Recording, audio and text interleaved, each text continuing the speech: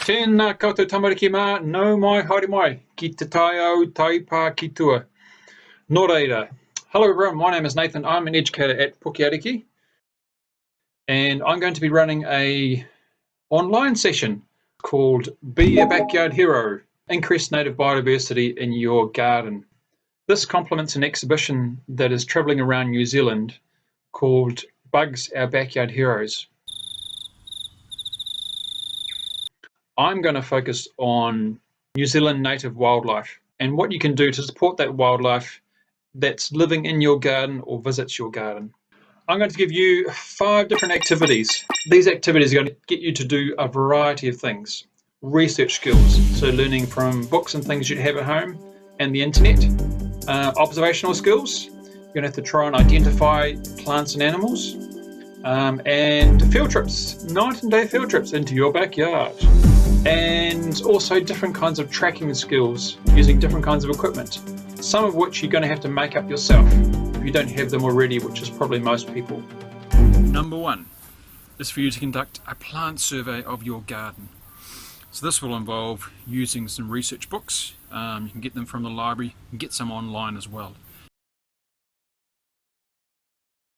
You can identify plants by looking at the shape, colour and arrangement of the leaves, fruits and flowers. This takes practice, however. If you need help, download the iNaturalist app, and botanists on the site will ID the photographs you have of your plants.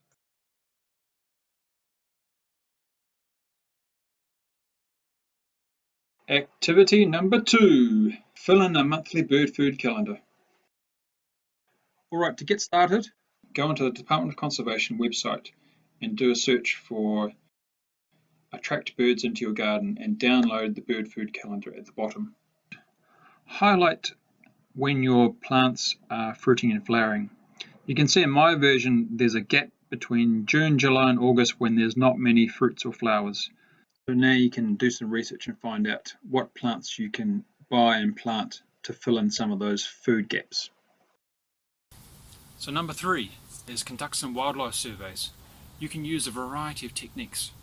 One of them is the tracking tunnel, which you may have heard about from some of the other educators. From the inside you can get an idea of some of the creepy crawlies that may have crawled through your tracking tunnel. Pitfall traps for detecting creatures that crawl along the forest floor or your garden floor.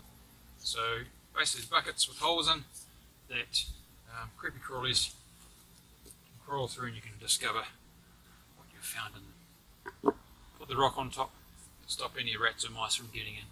And of course you can also go on night and day trips where you're spotlighting at night time, trying to find things that come out at night, and do the same thing during the day. Really understand what wildlife you have in your garden.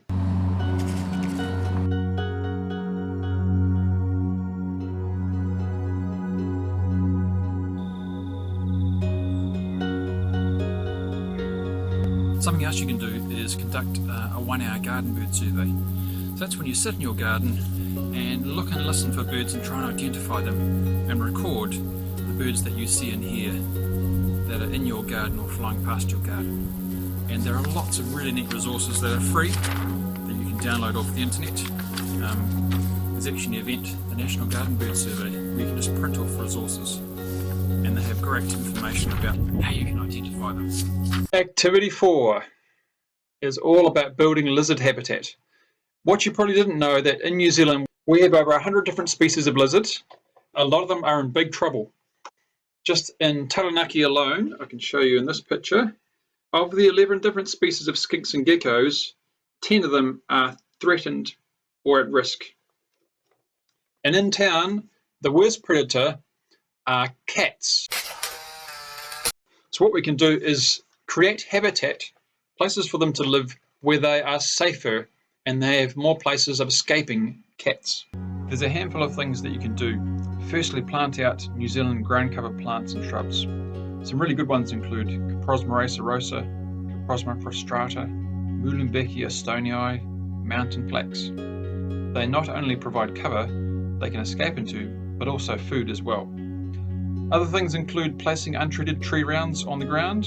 You can also place piles of rocks on the ground and even make up corridors of rocks so they can move around the garden without being seen by predators. Activity 5.